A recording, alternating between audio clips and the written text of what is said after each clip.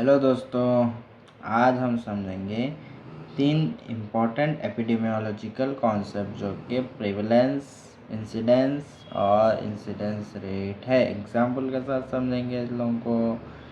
ये concept disease को study करने के लिए काफ़ी इम्पॉर्टेंट होते हैं, स्पेशली पब्लिक हेल्थ और एपिडेमियोलॉजी में इम्पॉर्टेंट है ये। और ये थोड़ा ड्राई होगा, यानी कि आप समझेंगे तो ईजी रहेगा। इसके डेफिनेशंस वगैरह आपको वैसे ही लिखने हैं और आपको क्या इसके फॉर्मूलेस आएंगे वो भी याद करना ज़रूरी होता है। ये एग्ज़ाम्स के लिए बहुत ही इम्पोर्टेंट टॉपिक है। तो चलिए टाइम बर्बाद नहीं करते हुए पहले आ जाते हैं प्रेवलेंस को समझने के लिए।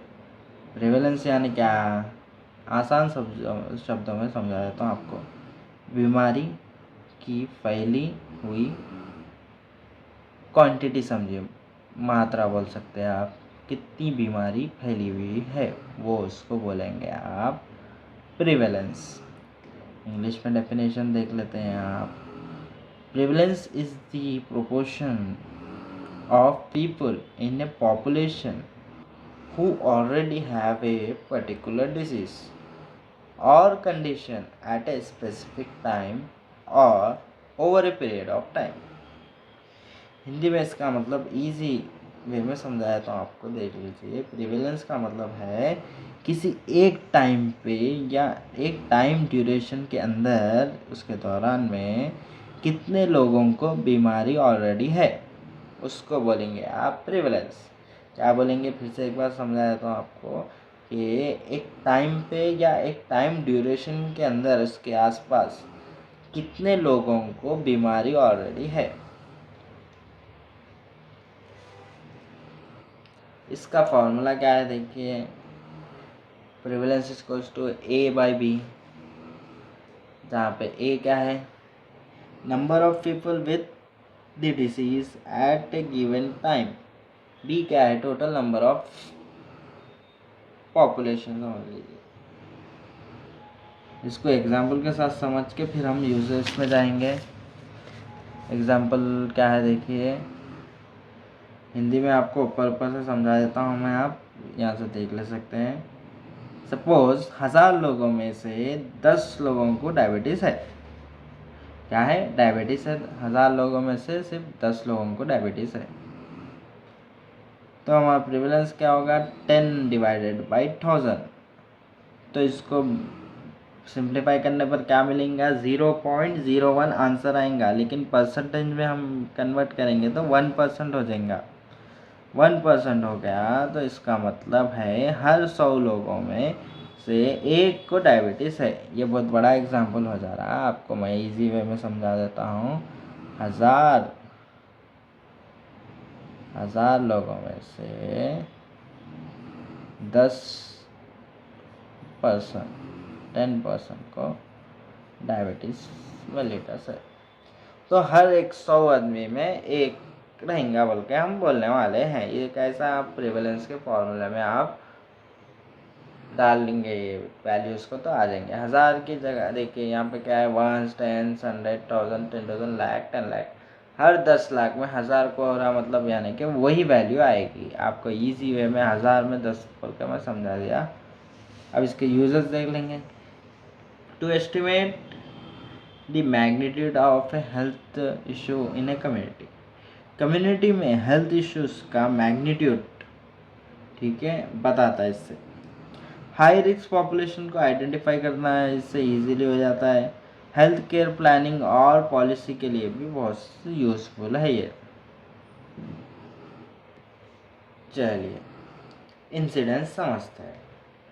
इंसिडेंस यानी कि एक नई बीमारी का केस आ गया, समझ लीजिए आप। कौन सी, जैसा कि कोरोना वायरस, जब कोरोना वायरस फर्स्ट आया था उसको इंसिडेंस बोलेंगे आप। फर्स्ट केस जो भी आया कोरोना का उसको बोलेंगे इंसिडेंस। इंग्लिश में डेफिनेशन देख लेंगे, बस साथ में आपका हिंदी में समझा दूंगा। इंग्लिश में डेफिनेशन क्या रहेगा, incidence is the rate at which new cases of A disease occur in A population over a specific period of time.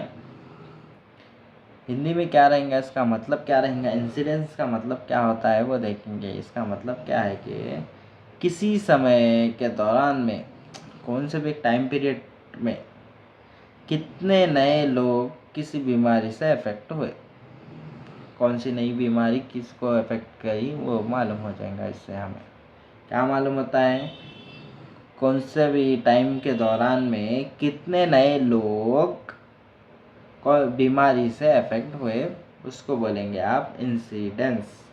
Incidence में आप देखिए दो टाइप हैं, क्यूमुलेटिव इंसिडेंस, ठीक है। इसके आगे का हम पहले ये देख लेते हैं क्यूमुलेटिव इंसिडेंस क्या है। वो number of new cases during a period of time.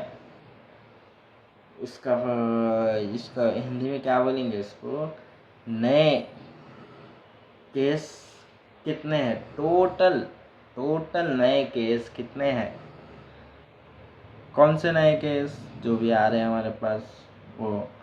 अब ये नए केस कब तक देखेंगे, आप एक टाइम पीरियड तक ही देखेंगे। तो कौन से नए ड्रग्स आते हैं, नए केसेस आते हैं, उसको हम एक टाइम पीरियड में ही देखेंगे, उसको क्यूमुलेटिव इंसिडेंस बोलेंगे। आप इसका फॉर्मूला देखें, यहाँ पर है number of new cases divided by population at drugs eight start. अब यहाँ पर भी अपन एग्जाम्पल के साथ समझ लेंगे। 1000 लोग ले लिया आप, 1000 लोगों में से एक साल में 28 लोगों को नई बीमारी हो गई, ठीक है। अगर और नहीं तो ये ले लेंगे आप example, if 28 new cases develop in A population of 1000 over 2 years। यहाँ पे 2 साल का टाइम ले लिया आप। दी क्यूमुलेटिव इंसिडेंस क्या रहेगा, 28 न्यू केस कितने आए आपको, 28 आए। पॉपुलेशन, टोटल पॉपुलेशन कितनी थी, 1000 थी। तो दोनों को डिवाइड करेंगे, फिर उसको परसेंटेज में कन्वर्ट करने पर 28 तो 2.8 आएगा। ये क्या बताता है कि 2 साल में 2.8% लोगों में नई बीमारी डेवलप्ड हुई। इसके यूजर्स देख लेंगे अब। यूजर्स में क्या है देखिए, 3 है। किसी डिजीज क्या है, assess risk of developing a condition. कौन सी भी नई किसकी भी नई डिजीज डेवलप होने में उसको समझता है। अंडरस्टैंड डिजीज डायनामिक्स, डिजीज को समझता है। Evaluate prevention programmes, prevention programmes का इवैल्यूएशन भी यही करता है। अब हम देखेंगे इंसिडेंस रेट और इंसिडेंस डेंसिटी भी बोलते हैं इसको। इसके क्या है, टाइम को कंसिडर करता है ना, बस ये समझ लीजिए आप, टाइम को कंसिडर करता है। इंग्लिश में क्या है देखिए, it is the rate of new cases का रेट,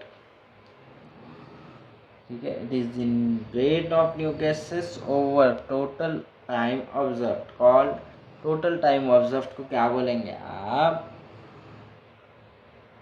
पर्सन टाइम बोलेंगे उसको। टोटल टाइम ऑब्जर्व को क्या बोलेंगे, पर्सन टाइम बोलेंगे। टोटल टाइम ऑब्जर्व को क्या बोलेंगे, पर्सन टाइम बोलेंगे। याद रख लीजिए, आगे अपने को आने वाला है ये। इंसिडेंस का फॉर्मूला तो देख लिया आप। इंसिडेंस रेट क्या है, number of new cases divided by total person time observe.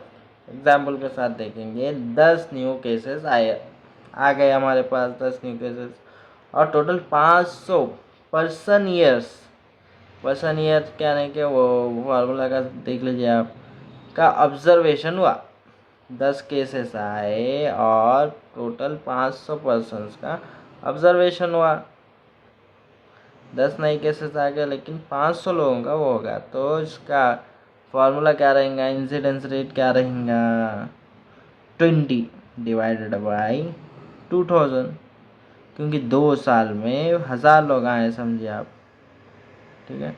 अगर 10 नए आए, 500 लोग आए समझिए आप, ठीक है। इसमें क्या है, ये पर्टिकुलर उसमें क्या है देखिए, 1000 लोगों को ट्रैक करें 2 साल के वास्ते आप। That time 20 new cases of A disease, यहाँ पे क्या हो गया, 20 केस आ गए जब आपको।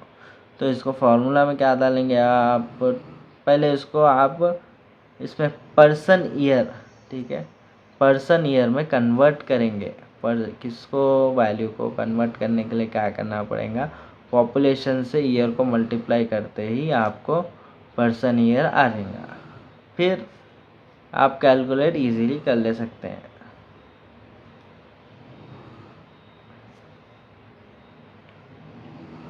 ये एग्जाम्पल क्या था देखिए, 1000 लोगों को 2 साल तक फॉलो किया अपन, फिर तो टोटल पर्सन टाइम कैलकुलेट कर लिए।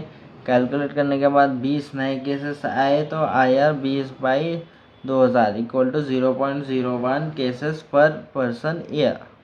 इसके यूजर्स क्या होते हैं वो देखेंगे। फर्स्ट वाला है हमारा टू एसेस डिसीज रिस्क, किसी डिसीज़ का रियल टाइम रिस्क एस्टिमेट करना, इससे पॉसिबल होता है। कंपेयर करना डिफरेंट लोकेशंस या एज ग्रुप्स का डिसीज़ को, इसमें भी आपको बहुत सारी हेल्पफुल होंगी फार्माकोएपिडेमियोलॉजी की। अब है हमारे पास relationship between prevalence and incidence. ये दोनों वैल्यूज़ एक दूसरे से कनेक्टेड है, इतना समझ लो आप। फॉर्मूला क्या है रहेगा इसका, इंसिडेंस इंटू ड्यूरेशन, इंसिडेंस को मल्टीप्लाई करें आप ड्यूरेशन से तो आ जाएगा। एग्जाम्पल के साथ पढ़ते हैं। अब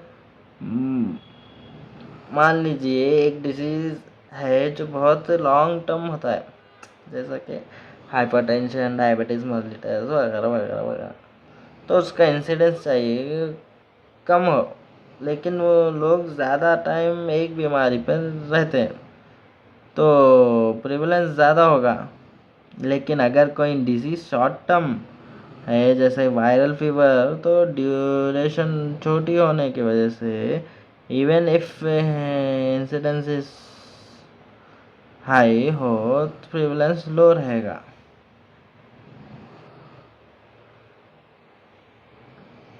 तो दोस्तों आज का वीडियो में हम 3 इम्पोर्टेंट टॉपिक, 3 टर्म्स के बारे में क्लियर कर दिया मैं आपको, जो कि प्रिवेलेंस इंसिडेंस रेट रहे। प्रिवेलेंस यानी कितने लोग अभी बीमारी से अफेक्ट हुए, इंसिडेंस यानी कितने नए केसेस डेवलप हुए, इंसिडेंस रेट यानी टाइम के हिसाब से नए केसेस का रेट।